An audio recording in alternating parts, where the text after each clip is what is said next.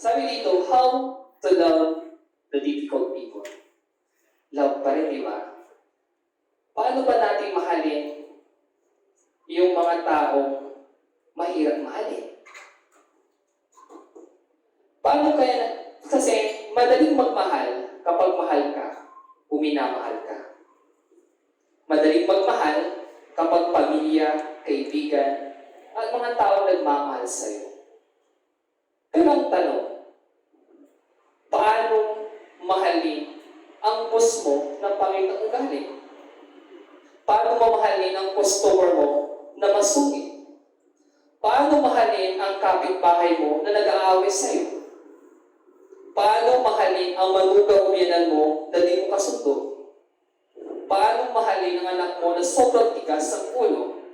At paano mahalin ang asawa mo na minsan matigas din ang ulo? Diba? Sabi ko, paano? Kasi lahat ng topic ni Bishop sa photo, ito sa about love. Eh ngayon, contrast naman. Paano natin mahalin yung mahirap? Mahalin. Kaya yung Bible verse po natin sa 2 Timothy chapter 2 verse 24. At ang alipin ng Panginoon ay hindi narapat na makipagtalo o makipag-away. Tagalog po. Kundi maamo sa lahat, sapagkat na makapagtuturo o matiisin. Ngayon, okay, pakibasa. Next slide. Okay. Sabi dyan, difficult people have been around forever. Yung mga mahirap mahalin, yung mga matitigas sa ulo, yung mga pasaway, yung mga taong nanunumbat, nandyan yan sa paligid. Mas lalo kapag believer ka, syempre you are surrounded with unbeliever din. Tama? Sabi ko, paano kapag kabaligtaran? Yung mga matitigas sa ulo, pasaway, mga taong nanunumbat, ang mga taong nag-aaway sa'yo. Sabi dito, in the Old Testament, Moses was no stranger to leading a group of a difficult people. Even after rescuing them out of the slavery and leading them safely and away from the Egyptian, the Israelites were not happy with him, instead of being grateful for their new freedom of provision from God. Kung nabasa po natin yung sa Old Testament, di ba? Nangintusan si Moises na iligtas ang mga Israelita sa panahon ni Pero, di ba? Sobrang tigas ng ulo ng mga Israelites. Inintulan ng Panginoon ang mga difficult people sa Israelites. Pero sa mabasa natin sa Bilang chapter 11 verse 4 to 6, ang mga dayuhang sumama sa paglalakbay ng mga Israelita ay nanabig sa dati nilang pagkain at nagaya sa kanila ang mga Israelita. Kaya nagreklamo na naman sila. At sabi nila, kailan pa ba tayo makakatikim ng karne? Mabuti pa sa Egypto. Doon naihingi lang ang mga isda. At ang naalala pa ninyo ang mga pipino, pakuan, sibuyas, bawang at gulay na kinakain natin noon. Nangihinat tayo ngayon. Walang makain dito, kundi ang manang ito. Imagine na nagbibigay niya ng pagkain ng Diyos sa mga Israelita. Pero ano ginawa pa rin na nagkukumplit sila? Ganon minsan ang mga difficult people. Diba? Pero kahit ganon, hindi pa rin ganon pa rin ang pagmamahal ng Diyos sa mga Israelita. Bakit? Sa next slide po natin, mababasa po natin ang ugali ni Moises. Yeah? What amazed me about Moises that he did not retaliate against this annoying group of people. He did not even defend himself against the harsh accusation. Instead, he demonstrated amazing humility and compassion on those he lead, repeatedly interceding for them. Imagine niyo na, kahit sobrang tigas na mga ulo ng mga Israelites, anong ginawa ni Moises? Hindi niya dinefend ang sarili. Kung tayo kapag nang-aaway sa awayin mo din. Kung unbeliever ka, kapag inaway ka matigas ang ulo, mas matigas din ang ulo mo. Pero imagine si Moises, tinimpi niya ang kanyang sarili. Patient pa rin siya. Sabi niya, he did not even defend himself against the harsh accusation. Di ba grabe yung sinasabi sa kanya mga Israelites, pero imagine niyo ganon kamahal ni Moses pa rin ang mga Israelites. At ganon kamahal ni Moses ang Diyos kasi sobrang pagsunod niya sa Diyos. He demonstrated amazing humility. Mapagkumbaba siya. Imagine mo kung unbeliever ka, inaaway ka na, nilalait ka na, binalagusta ka pa na. Pero still pa rin si Moises, humility. Ganon ko nakita yung humility ng pagpakumbaba. Diba? Kung tayo na, siguro yun, nilait ka sa Facebook at maraming nakakita, siguro ididimanda mo yung tao yun. Kasi nasira na ang dignidad mo o karapatan mo bilang isang tao. Sirang-sira na eh. Pero ikaw, bilang sumusunod sa ating Panginoon, yung mga difficult people na tao yun, mahalin mo pa rin sila. Pero, di ba napakahirap, di ba? Mahalin mo yung taong nangalipos na sa'yo. Mahalin mo yung mga taong hindi ka mahal-mahal. Kung siguro ako ang believer, siguro that time, siguro susugurin mo yan. Siguro makapagsasalita ka din masama. Siguro kung trust talk din siguro. Diba? Siguro, hindi niya pa siguro natitikman ng, diba? Hindi pa siguro natitikman siguro ang nas-believe ko. Pero kapag ikaw ay ng Diyos, katulad ni Moises, pipigilan mo. Kasi ganun tayo. Mahirap, pero sabi ng Panginoon, how to love the difficult people. Sa araw-araw natin paumuhay na kasalamuhan natin mga difficult people. Sabi ko nga, asawa mo, anak mo, customer mo, boss mo. Minsan teacher mo. Diba? Pero sa totoong buhay, ito yung next verse ko natin. Kasi, by God's grace, we too can keep loving the difficult people God has placed in our lives. Sa tulong ng Panginoon, unti-unti mo mamahalin yung mga difficult people. Hindi basta-basta din. Hindi ibig sabihin na ganito mahal mo na yung tao. Hindi. May proseso. It takes time. Hindi basta-basta. In the Old Testament po yan ha. Ngayon sa New Testament naman. Ano yung sino yung mga difficult people? But, okay, next slide. Mateo chapter 5 verse 44. Ngunit ito naman ang sinasabi ko, ibigin ninyo ang iyong mga kaaway. At ipanalangin ninyo ang mga umusik sa inyo. Di ba napakahirap mo? Paano kumabalik sa kaaway ko siya? Nakikita ko lang kumukulo ng dugo ko eh. Anino pa lang niya? Pansin po ninyo, kapag nakita niyo yung hate po ninyo, di ba nasisira na yung araw ko? Nakita ko na siya.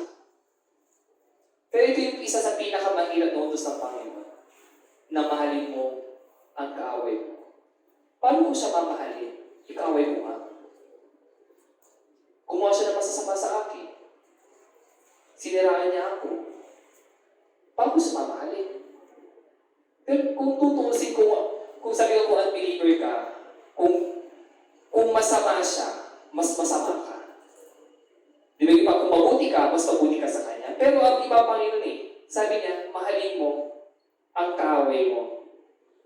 Siguro sa atin experience naman yung maging kaaway. Tapos ang kami nag-experience may kaaway. Ako lang kaaway. Tapos ang kami nagkaroon ng kaaway dito. O, di ba lahat tayo nagkaroon ng kaaway? Paano ka kayo kapag may kaaway?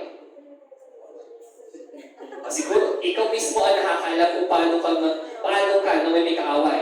Ikaw ba yung kapag sinagsitan, bumangera ka din? Ikaw ba yung nag-away kapag kaaway ka nagpo-post ka sa Facebook? Ikaw ba yung nang-aaway kapag pati pangalan ng nanay at tatay niya, dinadamay mo? Di ba mga bata, di kapag kaaway, pati nanay at tatay, pinapakidamay-damay na ito, di ba? Di ba, tumatawa tayo, di ba? Paano ka ba yung mag-aaway? O inaaway ka, di ba? Kaya kung marirealize mo ngayon, buti binago ko ni Lord. Kasi kapag hindi ako binago ni Lord, kapag may kaaway ako, grabe ako. Kaya magpasalamat. Kasi sabi ko, yung topic ibigay sa akin, Lord, na matindi kasi, how to love the difficult people o person. Kasi sabi ng araw-araw, nandyan yan eh. At hindi mo yan mag-iwasan. Ano po sabi ng Panginoon? At ipanalangin ninyo ang umusik sa inyo. Mas matindi. Minsan kapag nanalangin ka, medyo mahirap na eh, di ba? Paano kayo panalangin mo yung umuusik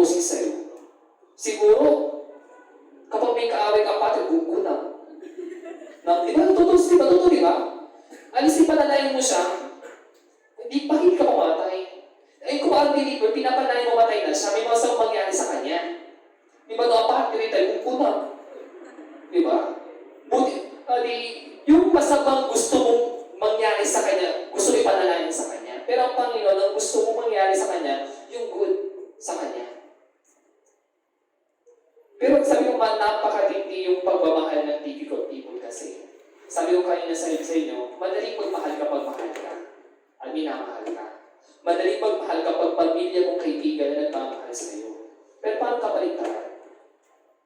Kaya kung tutusin, napakahirap sundin ang utos ng Diyos. Kaya sabi dito, kailangan ng grace ng Panginoon para masuko ito. Kasalanan ating sarili natin kaya. Okay, next slide.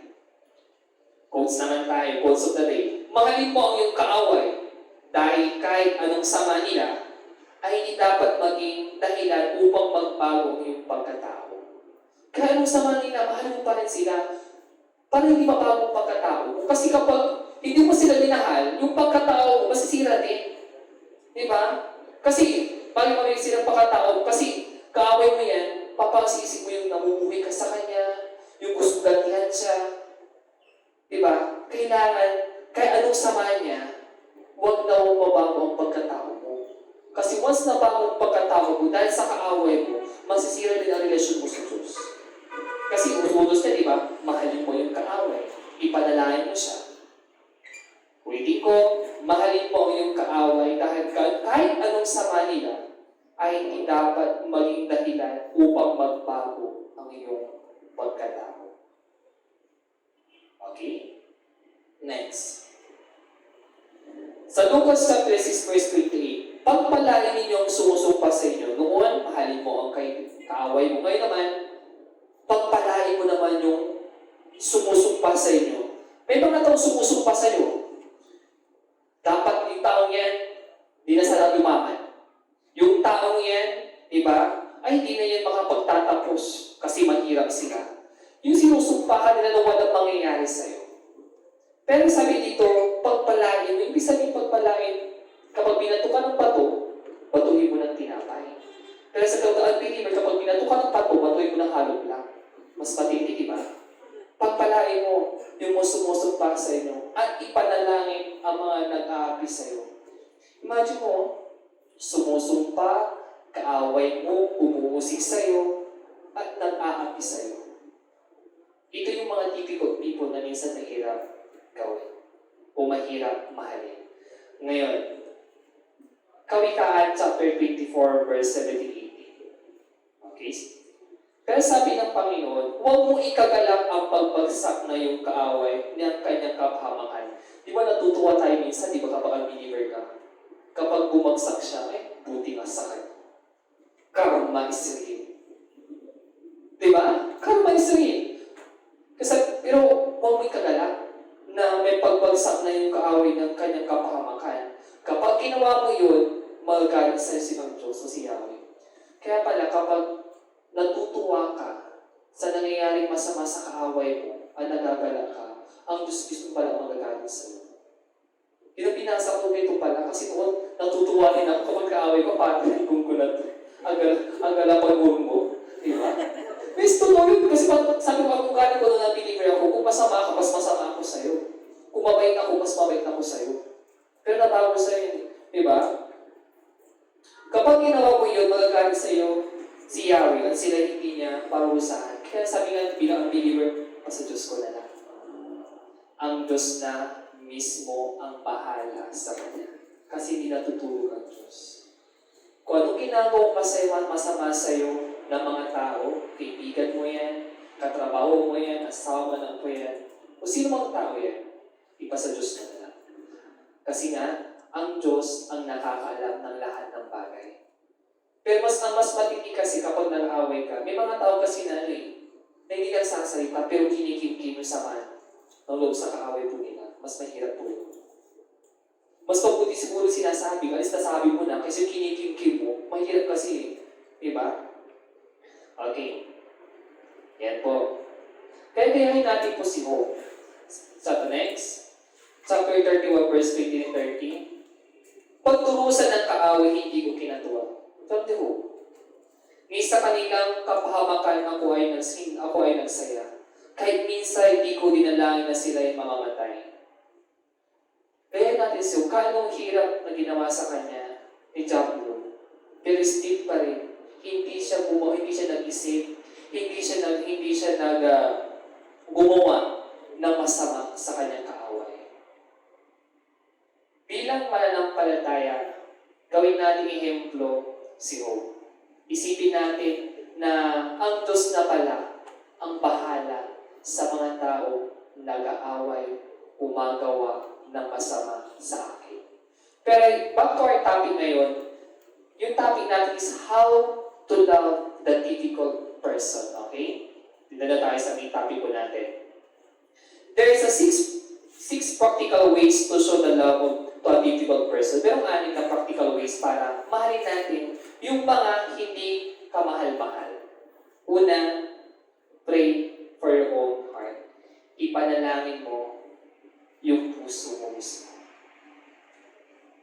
Bago ipapanalangin ng puso mo, sabi dito, ask God to soften your heart towards this person. Ipanalangin mo sa Panginoon na palagutin yung puso mo. Na huwag ka magtanim ng sama ng loob.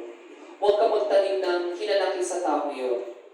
To put of anger and irritability, to put on the meekness and kindness, to understand this person struggles and meet them with compassion. Baka siguro yung tao yun ang kinamuhin ka, maingit sa'yo. Kadalasan kasi kung bakit inaaway ka o may ginagawa mali sa'yo, siguro lang para sa akin, may point of view, siguro naiingit sila sa'yo. O siguro nalalamangan mo sila. O siguro ayaw nilang mataas ang pride nila sa'yo. May mga tao kasing gano'n eh. Kaya sabi dito, ang unang ipanalangin yung puso mo. Na i-guard ka sa mga tao na, Lord, tigilan mo yung puso ko, na italim sa puso ko ng hinanakit sa tao ito. Lord, tigilan mo yung puso ko na sana, yung lambutin mo to, na kahit anong gawa ng sama na loob sa akin, ay patatawarin ko. Tandaan po natin, hindi natin mapapago ang kaaway natin. Ang makakapago dito ay ang Diyos. Kasi walang imposible sa Kanya. Kasi pwedeng baguhin ng Diyos ang puso niya.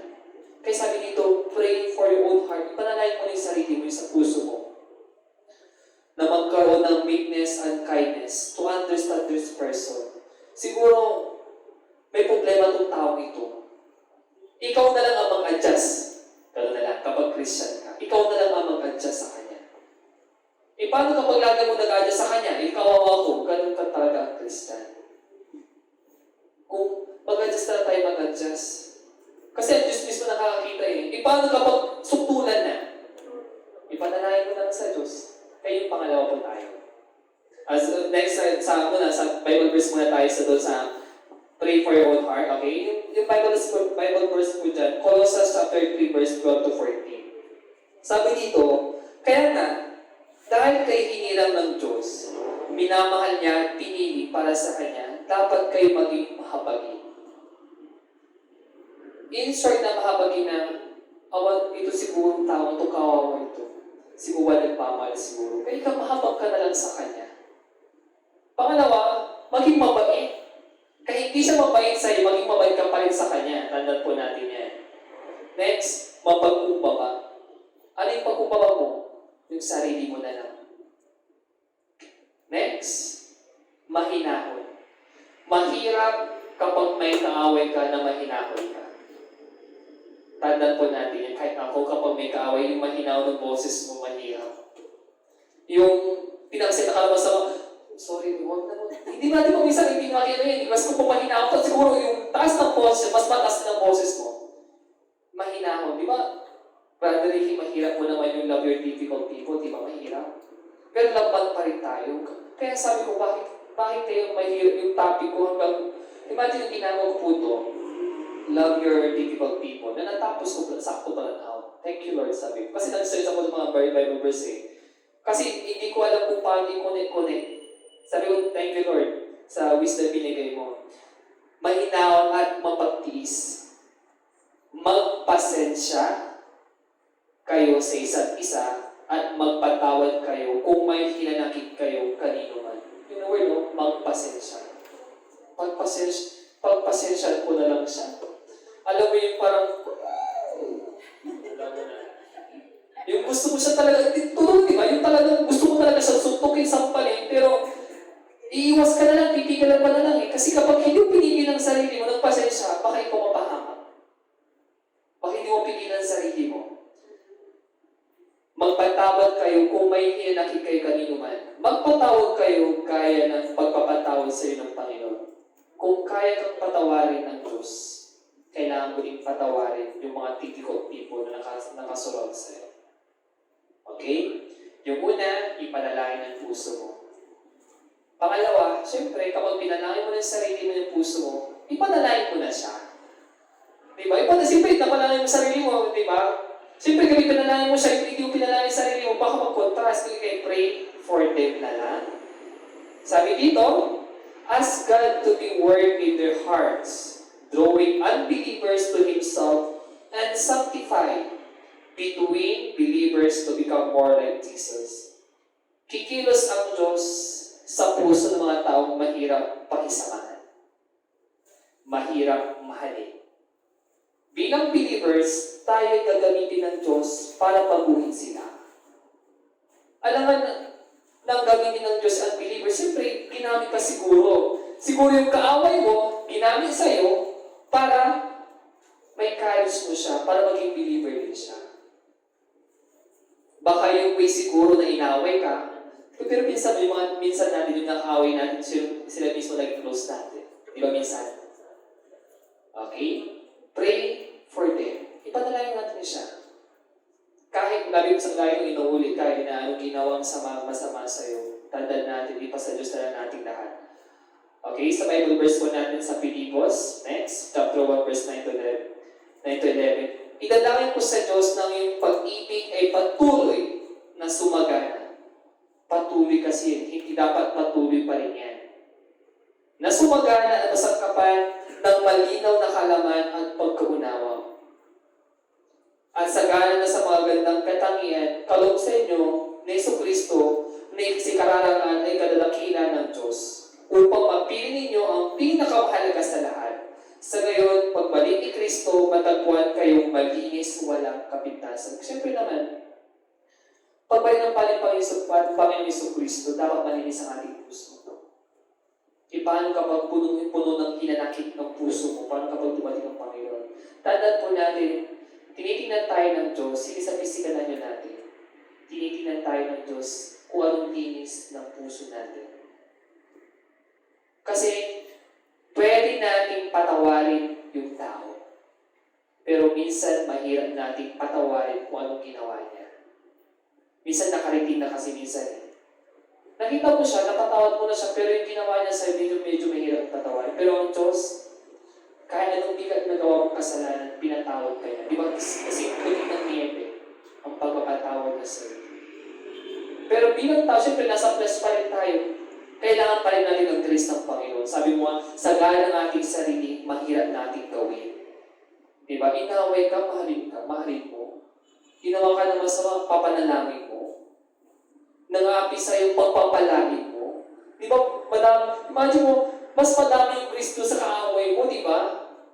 Madami pa yung pero ikaw, tandaan mo, ang Diyos, siguro nakangiti ang Diyos sa'yo. Ay, itong anak ko siguro marunong siya magtimpi. Natry niyo naman nakasalubong ang kaaway ninyo, walang pansinan. Natry ba na natin? Pero yung titignan mula pa hanggang tataas. May kasabay kasi mag-coil eh, may gumaganon sila. Yes, basta kung sa lalaki naman, ang lalaki kasi minsan kapag nakipag-away, suntukan na yan. Ang babae kasi mahirap makipag-away, ganyan talaga sila. Siyempre, tugon talaga sila eh. Pero ang lalaki kapag away talaga eh. Basagan ng buha, basagan talaga yan eh. Kaya sabi mo nga, pasalamat tayo sa Panginoon. Okay, next slide. Move toward them, not away from them. Ito yung sinasabi ko sa inyo. Pinalayan mo ng sarili mo, ipinalayan mo na siya, anong gagawin mo instead? Pahirap ng pahirap eh. Move toward them, not away from them. ikaw na mismo lalapit sa Kanya.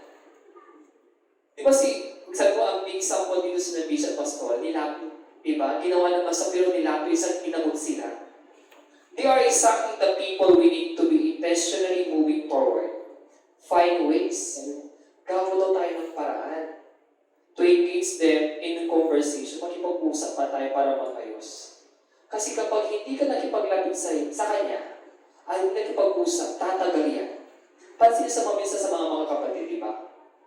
Kapag hindi nag-usap ng awal, matagal yan. Pero kapag nag-usap, wala din yan. Kapag papahabain, pero ang pinakapangit, di ba? Yung pamuntik na siyang pamatay, tapos doon siyang hihingi ng kapatawaran. May ganun na instances, di ba? Huwag mo na sana yung last breath na, di ba? Tawagin mo siya kasi malaki na naman siya pamatay. Pinapatawag pa yung mga tao yung para humingi ng tawag, hindi ba dapat? Dapat, buhay pa siya, kung malakas pa siya, dapat, humingi ka ng kapatawaran. Alam mo yung last breath na nga niya, patawarin mo ko, yes. Parang alam ko yung hinahihina na na nga siya, mahirap na hirap sa buhay, yung pagpapatawa pa mahirap pang ibigay. Pero tandaan sa pagpapatawa galing sa puso. Hindi yung labas sa ilong, labas sa bibig. Kaya pinatawag mo siya kung galing sa ilong, sa bibig, hindi ang Diyos ang nakakita sa'yo. May plastic ng pagpapatawa, tandaan po natin yan. Yes, may plastic ng pagpapatawa. Thank you. Alam mo yung nakangiti ka sa kanya. Yes! Yung naging makahanship sa mga bata, di ba? Bilang teacher. Total experience ko to. Okay, magbatihan kayo. Kasi kapag hindi kayo magbatihan, hindi kayo papalabasin. Kung hindi kayo pumunta kayo sa regards, pero paglabas, tuntukan. Di ba may ganun? May plastika ng pagpapatawan. Hindi dapat hindi ganun. Di ba sabi ng Panginoon, magpasensya kayo magpatawan. Okay. Pero sabi ng Christian, to move toward them, not away from them. Kayo, o tayo. Kapag may kaaway ka ba, lumalayo ka na, bago ka kinakausap mo siya. Bato-bato sa langit, matamaan, huwag magalit. Kasi ang Diyos nakakalam. Kung nakita mo kaaway mo dyan, di ba minsan, unexpected, di ba? Yung kaaway mo makikita mo small. Yung kaaway makikita mo unexpected. Di ba? Siguro gumagawa din sila ng way para magkaayos kayo. Sabi ko kayo, nakadepende yan sa'yo. Sabi nga sa unang Korinto, chapter 16, verse 14, at ang lahat ng ginagawa ninyo, gawin ninyo ng may pagmamahal. Gawin mo ng pagmamahal. Kapag lalapit ka sa Kanya, mananayin ka mo na, Lord, tulungan mo ako na maganda sa kanyang kalabasan. Kung hindi mo magandang kalabasan, alis ginawa ko yung best ko. Diba? Kung ginawa mo yung best mo at ayaw pa rin niya, ang Diyos na mismo ang bahala. Alis, sa tingin ng tao, tingin ng Diyos, gumawa ka na ng way para mabot mo siya at hindi mo siya nilayuan. Okay? Una, pray for your heart. Pangalawa, pray for them. Next, move toward them. And pang-apat, ito na. 5 specific ways to bless and encourage them. I-bless mo na siya. Kasi paano ko siya i-bless? Diba? Sabi dito, write them a note of appreciation. Buy them a gift that has been an encouragement to you. Tell them you are praying for them. Ito na medyo mahirap gawin. Diba? Na minsan, gagawa ka, sa sobrang pag-abot mo na sa kanya, i-text mo na siya, i-appreciate mo sa ginagawa niya. Gagawin mo yun na walang kaplastikan. Okay? Sabi nga ito, mga minamahal, mag-ibigan tayo sa pagmula sa Diyos ang pag-ibig, at ang bawat umiibig anak ng Diyos at kumikilala sa Diyos. Mahirap din. Bawat umiibig ay anak ng Diyos. Paano kapag hindi ka umiibig? Hindi ka anak ng Diyos. Simple lang naman, di ba? Kung hindi ka marunong magmahal, hindi ka anak ng Diyos. Kapag marunong ka magmahal, anak ka ng Diyos. Kung hindi mo minahal ang kaaway mo, hindi ka anak ng Diyos. Logic. Mahirap, di ba? Kung titignan natin sa philosophy logic, mahalin mo ang Diyos ay pag-ibig. Sabi ng Diyos, mahalin mo kaaway mo. Kapag hindi mo mahal ang kaaway mo, hindi ka mahal ng Diyos. Kasi hindi mo mahal yung kaaway mo. Tama naman, di ba? Na bakit lumalabas sa isa sa bibig ko yung kung hindi ko mahal ang kaaway ko, ibig sabihin, hindi ako mahal ng Diyos. Bakit hindi ka mahal ng Diyos? Kasi inutusan ka na mahalin mo kaaway mo. Back tayo dito. Ang bawat umiibig ay anak ng Diyos at kumikilala sa Diyos. Kung hindi mo minamahal ang kaaway mo, hindi ka mahal ng Diyos. Pero, may malaking pero. Yung sabi ko kayo sa inyo, pero kapag gumawa ka lahat ng paraan para abutin siya at hindi ka rin niya mahal, ang Diyos na mismo ang bahala sa kanya. Yun yung pinaka-point. Basta huwag mo ipanalangin ang kaaway mo, kasi magagaya ng Diyos. Pang-ina, give them grace just as God extend grace to you. Remember, God lavish grace poured out for you all daily sin. Ask God to help you bear with them. Forgive them as He has forgive you. Ito na yung pang-lima, patawarin mo na sila. Inulit, Colossians chapter 3 verse 13. Magpasensya kayo sa isa't isa at magpatawad kayo kung may hinanakit kayo kanino man. Ang Diyos na mismo nakakaalam kung meron kong hinanakit. Sa kaibigan mo, sa magulang mo, sa minamahal mo, sa co-church mate mo, o sino man yan. Sabi ko sa inyo, every day we are facing a maskara. Pwede mong itago ang iyong emosyon. Diba? Alam mo na pwedeng masaya ka sa tingin ng ibang tao, pero deep inside, hindi ka masaya. Pwede mo siguro lukuhin ang mga tao na wala kang problema, pero deep inside marami kang problema. Ang hindi mo lang maluloko ay ang Diyos. Diba? Kaya sabi dito, patawarin mo siya. Sabi nga, kung nagkasala ang kapatid mo, patawarin mo. Alam yung 7 times 7 times 7, di ba? Continuous pa rin yan ng pagmamahal sa Kanya. Okay? Give them grace, just as God extend grace to you. Kung marunong magpatawad ang Diyos, magpatawad din po tayo. And sa panghuli, realize that you too could be a difficult person in someone else's life. Pansin mo din, isa ka rin minsan na difficult person, hindi mo lang alam. Siguro difficult person ka siguro ng bata ka sa magulo, mas matigas sa ulo mo. Minsan difficult person ka rin sa asawa mo. Di ba? Sabi dito, the bottom line is, we are all difficult people sometimes. Di ba? Alminin natin kasi yan. We are all sin. We are committed sin. We are all have regrets in our relationship where we are hurt other person. I hate to break to you, but you are a difficult person sometimes. Kaya kung iniintindi mo sila, tingnan mo yung sarili mo sa lamin, baka ikaw din na may kamal-kamali. Di ba? Aminin natin na lahat tayo nakakasal nagkakamali. Kung difficult person sila sa paligid mo, baka difficult person ka sa ibang tao. Baka vice versa lang din yan. Kaya gawin lang natin, paguhin na lang natin ang sarili natin sa tulong ng Panginoon. Kaya dapat na natin palapakan natin ang Diyos na buhay. Okay? Ano dapat natin gawin? Next slide. Love like Jesus. Magmahal tayo katulad ng Panginoon. Kung makikita natin ang pagmamahal ng Diyos ang conditional. Kapag sabi conditional, mahal kita kasi mahal kita, period. Pero yung tao, mahal kita kasi gwapo ka. Mahal kita kasi maganda ka. Mahal kita kasi mayaman ka. Mahal kita kasi may kailangan ako sa iyo. Hindi ganun ang pagmamahal. Kasi ang pagmamahal kasi ng Diyos, love like Jesus. Na sobrang pagmamahal ng Diyos sa ating at buhay niya binigay niya. John chapter 3 verse 60, ano ibig sabihin ng verse 3 yan? Then, I want to love like Jesus loved. Ipagpapanalangin natin na maging katulad tayo ng pamamahal ng ating Panginoon sa Kristo. Unti-unti natin. Sabi mo, it takes a process. Hindi basta-basta. Kasi ang Diyos lamang ang mayroong perfect na pagmamahal sa tao. May perfect na pagmamahal sa atin. Ang tao kasi ang pagmamahal niya imperfect. Pag imperfect, may mga bagay kasi tayo na hinahangad o minamahal sa tao kasi kailangan natin. Minamahal natin isang tao kasi minsan may kondisyon. Kasi ang Diyos kasi kapag nagmahal, walang kondisyon niya. Minahal ka kasi mahal ka niya. Ganun lang naman kasi magmahal ng Diyos eh. Okay? Kaya sa conclusion na lang natin, kaya sabi short lang po tayo. Pakibasa lahat.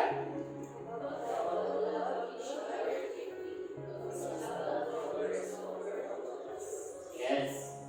Love each other deeply. Mahalin. Higit sa lahat, magmahalan kayo ng tapat. Okay? Magmahalan tayo ng tapat. Sapagkat ang pagmamahal ay pumapawi ng maraming kasalanan. Kaya pag mahal mo yung kaaway mo, mahal mo yung typical people na kasurround sa'yo, basta ang key word doon ay love. Love like Jesus. Waiting ko sa mayroong anim na typical, practical lang po na practical kung pwede natin i-apply. Una, ipanalay yung puso. Puso mo na sa napigilan na huwag kong magkaroon ng hinanakit sa mana mo. Pangalawa, syempre, manalay mo na yung tao. Pangatlo, move forward. Gumawa kayo ng paraan para makausap yung tao yun. Kasi kapag hindi mo yung kinausap, magkakaroon pa ng lamat yan. Hahaba pa rin yan. Pang-apat, find specific ways. Gawa tayo ng paraan. Gawa tayo ng paraan para sa ganon, yung magkabati kayo. Pang-lima, patawarin mo siya. At ang pang-anim, tanggapin mo din na isa ka rin minsan sa typical people. Diba? Aminin natin na lahat tayo ay nagkakasala. Kaya back to our topic, sa umagang ito, how to love the difficult people, love them unconditionally. Like love of Jesus. Muli, maraming salamat at